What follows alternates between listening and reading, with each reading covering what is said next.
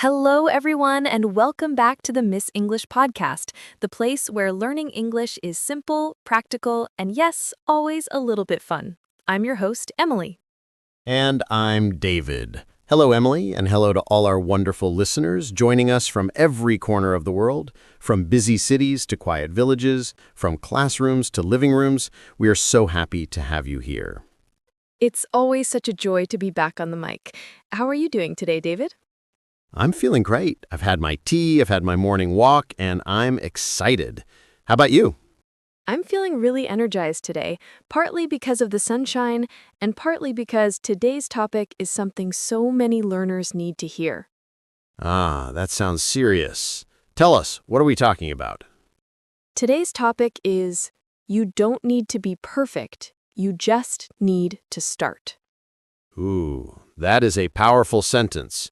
Short, but deep. And honestly, you're right. Many learners wait and wait. Exactly. Do you notice that many people don't actually learn English? They wait to learn English. Oh, yes. They wait for the perfect time. I'll start next month. I'll start when work is less busy. I'll start when I am confident. I'll start when my English is better. It never comes. Exactly. And the big problem? People think they need perfect English to start, but the truth is completely the opposite. You need to start practicing so you can improve. No one learned to ride a bike by reading about it. No one learned to cook by watching only cooking shows. You must do it. Exactly. And today we'll share 5 extremely practical tips that any listener can start today. No teacher, no classroom, no expensive tools needed. Let's begin with tip number 1. Watch short videos with English subtitles. Short videos, not long movies? Shorter is better for beginners. TikTok, Reels, YouTube Shorts, small clips. Why? Because your brain can focus. You can watch the same clip 3 times. You can hear the same sentence again and again. And the key is English subtitles, not subtitles in your own language. Yes, your brain connects the sound with the text. Imagine hearing, "What's up?" and seeing it written on the screen. It sticks, and when your brain sees the phrase again later, it recognizes it faster. Exactly. It accelerates your listening and reading skills at the same time. Do you know what helped me when I learned Spanish? Tell us. I watched short, funny videos, memes, jokes, people cooking, people dancing, because they were interesting. And when something is interesting, you naturally pay attention. Yes, learning is easier when you enjoy the content. Pick videos about things you love: cooking, fitness, travel, comedy, tech, anything. If you like it, your brain learns faster. 3 tips for this method. Watch the video once, normally. Watch again and read the English subtitles. Watch a third time and try to shadow. Copy the speaker. Shadowing, such a powerful technique. You imitate the speaker's pronunciation, rhythm, and tone. You sound like them. It's fun and surprisingly effective.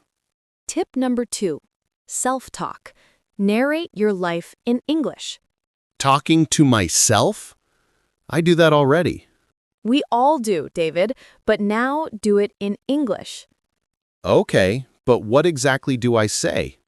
Describe what you're doing as you're doing it. For example, I'm unlocking the door. I'm washing the dishes. I'm choosing what to wear. I'm waiting for the bus. So you train your brain to think in English about everyday actions.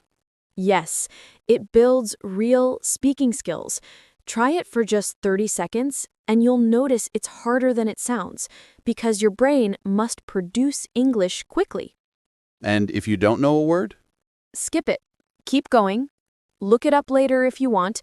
The goal is not perfection. The goal is production. I love that. It's like exercising your speaking muscles daily, even without a partner. Exactly. It builds fluency. not accuracy, and fluency is what gives you confidence to speak with others. Tip number 3. Learn expressions you personally use, not random textbook vocabulary. I love this one because so many learners memorize lists like types of birds, parts of a volcano, tools in a toolbox. Unless you are a bird scientist, a volcano explorer, or a mechanic, you will never use those words. Exactly. When I was learning French, I memorized the word tournevis, screwdriver. Have I used it? Not once. But you do use phrases like, I'm so tired, or I need a hand. So learn the phrases that you use in your daily life. English becomes personal and relevant. Instead, look at your real daily life. What phrases do you say in your mother tongue every day? I'm tired. I'm hungry. Give me 5 minutes. Where are my keys? I'm stressed today. These shoes hurt. Yes, these are the phrases you need first. This is real communication. So create a note on your phone. Every time you notice something you say frequently, write the English version. This becomes your personal phrasebook, much more useful than random vocabulary. Tip number 4. Use sentence frames to build many sentences. Sentence frames are magic. You take one structure and create 10 sentences. For example, I usually wake up late. I usually drink tea. I usually walk to work. I usually forget my umbrella. Sounds like you? It's true. I never remember my umbrella. Another useful frame is I'm going to.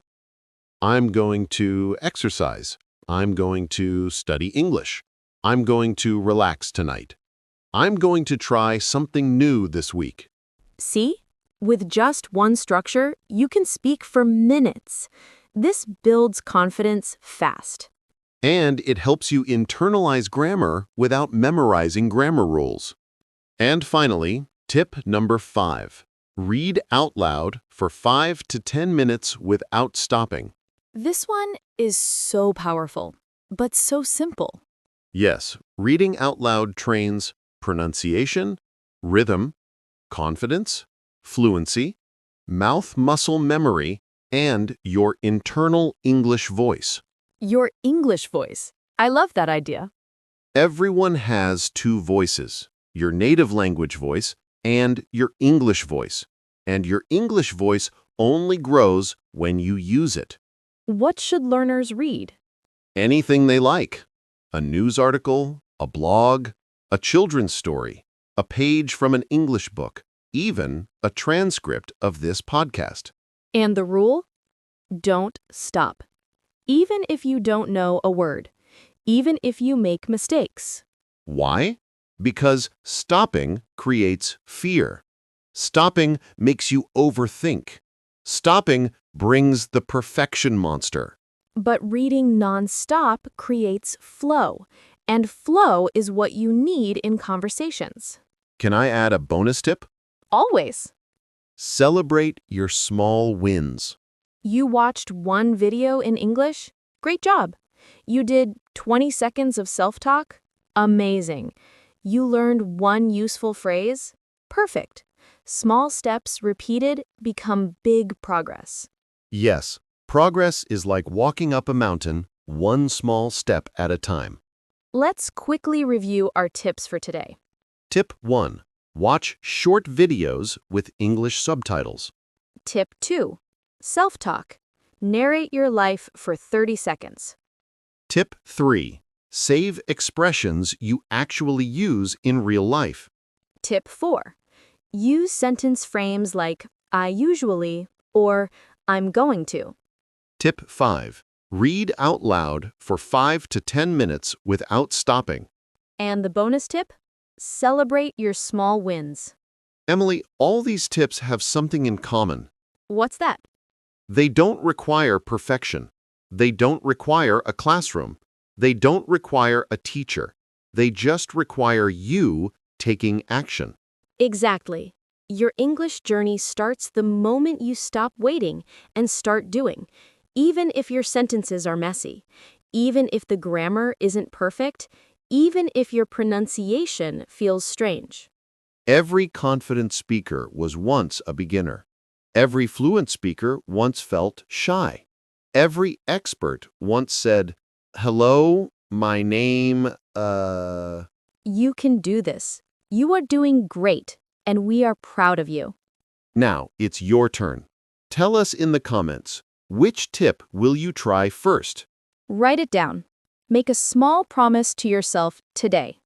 And don't forget to subscribe to the Miss English podcast, share this episode with friends, and give us a like. It really helps us grow and create more helpful content for you.